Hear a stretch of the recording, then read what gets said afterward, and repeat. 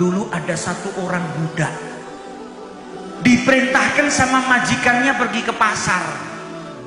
Majikannya ahli maksiat, sampai dikatakan majikan ini gak ada satu perbuatan dosa kecuali pernah diicipi.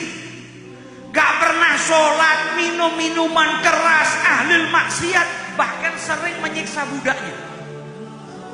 Maka budaknya dikasih uang 4 dirham. Kau pergi ke pasar, belikan saya ini.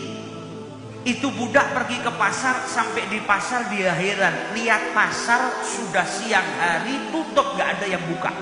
Semua toko di pasar tutup. Maka budak ini heran. Akhirnya dia cari orang, dapat orang satu lewat, ditanya, ini mana penduduk pasar? Sudah siang kok belum ada yang buka.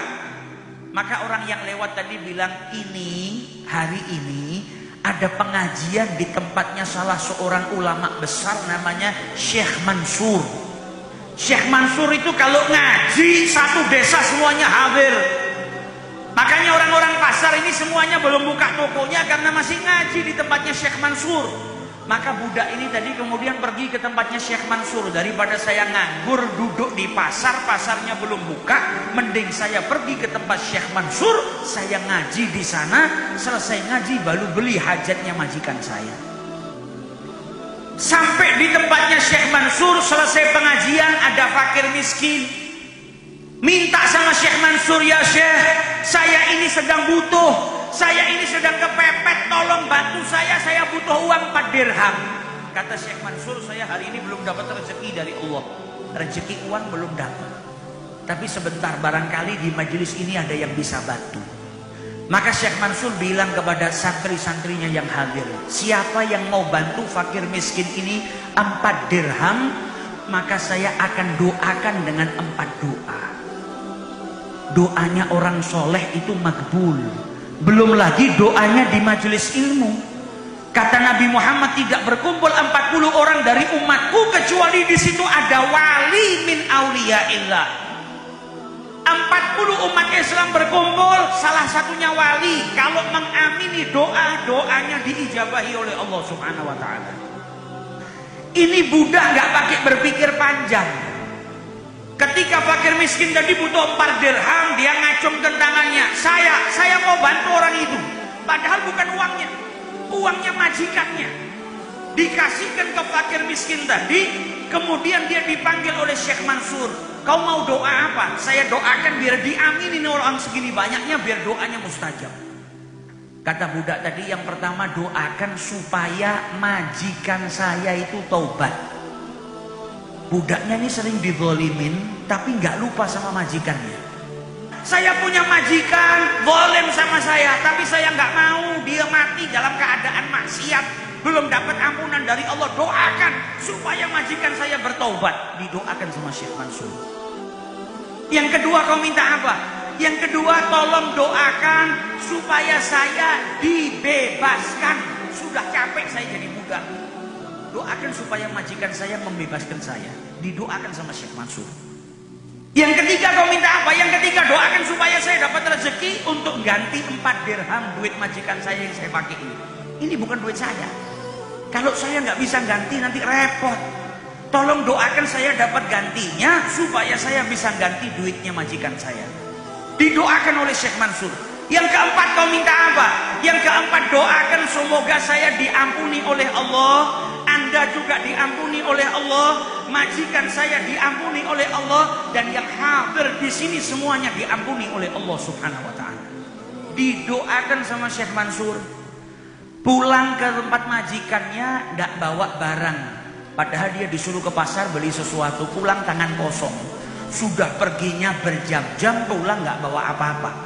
Majikannya begitu melihat langsung marah. Mana kau pergi berjam-jam, pulang enggak bawa apa-apa? Kata majikannya, tunggu dulu. Ini semua ada kisahnya. Kenapa kok saya lama pulang nggak bawa apa-apa? Ada ceritanya. Kata majikannya, apa ceritanya? Saya tadi pergi ke tempatnya Syekh Mansur. Ada fakir miskin. Kemudian kata Syekh Mansur, yang mau bantu saya doakan. Majikannya penasaran. Majikannya ini ahli maksiat. Sama budaknya jahat. Tapi tiba-tiba dia penasaran, kau minta doa apa sama Syekh Mansur? Saya minta doa yang pertama supaya Anda mau bertobat, minta ampun sama Allah. Padahal ini majikan sering dinasihatin orang, gak pernah gubris. Tapi ketika doa dipanjatkan di majelis ilmu, diijabahi oleh Allah Subhanahu wa ta'ala. Itu majikannya ketika dengar, apa yang kau minta? Yang saya minta Anda mau bertobat. Dia langsung berkata, tubtu ilallah. Detik ini juga saya bertobat kepada Allah Subhanahu wa ta'ala. Kemudian yang kedua apa? Yang kedua saya minta sama Syekh Mansur supaya saya didoakan agar merdeka. Apa kata majikannya? Anta hurrun liwajhillah. Padahal beli budak itu mahal. Ini budak nggak pernah berkhayal kalau suatu saat dia bakal dimerdekakan sama majikannya. Kenapa? Majikannya pelit, majikannya ahli maksiat, nggak suka kebaikan. Tiba-tiba berkat doa di majelis, majikannya langsung membebaskan dirinya semata-mata karena Allah, tanpa ada persyaratan dia harus bayar sekian. Yang ketiga kau minta apa? Yang ketiga saya minta supaya Allah ngasih rezeki, supaya saya bisa ganti 4 dirham Anda. Uang Anda tadi saya pakai buat sedekah ke para fakir miskin. Kata majikannya, nggak usah dibayar, saya ikhlas lillahi ta'ala, ini saya tambahin 100 dirham. Makanya 4 dirham diikhlaskan, bahkan diberikan rezeki sama Allah Subhanahu wa ta'ala melalui majikannya. Terus yang keempat, apa yang kau minta? Kata budaknya, yang keempat, saya minta supaya Allah mengampuni saya, ngampuni Syekh Mansur, ngampunin Anda, dan mengampuni yang hadir.